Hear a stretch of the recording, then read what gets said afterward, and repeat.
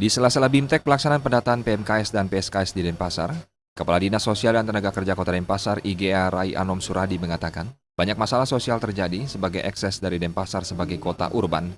Masalah kesejahteraan sosial diantaranya adalah kakak miskin, anak terlantar, dan anak yang berhadapan dengan hukum. Untuk itu pemerintah terus melakukan berbagai program melalui kebijakan-kebijakan yang dikeluarkan. Sebagai alat ukur program yang telah dilaksanakan, pendataan mulai tingkat bawah juga terus divalidasi sehingga publik menerima informasi terkini.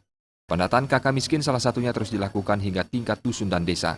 Dikatakan, menurut data terkini, jumlah RT miskin mengalami penurunan sebesar 666. Sebelumnya tercatat RTM 3.501 KK dan kini menjadi 2.835 KK. Sebagai indikator bahwa di Denpasar sudah ada tindakan-tindakan untuk mengurangi kemiskinan. Kalau tetap kan berarti upaya dana itu percuma dong ada di kita.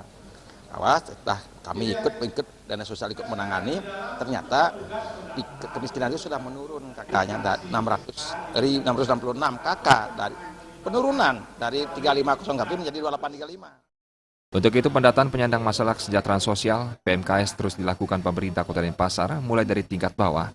Hal ini dilakukan untuk pemutahiran data dan mengetahui sejauh mana permasalahan sosial dapat teratasi di Kota Denpasar. Pera Widya dan Adi Setiawan, Bali TV.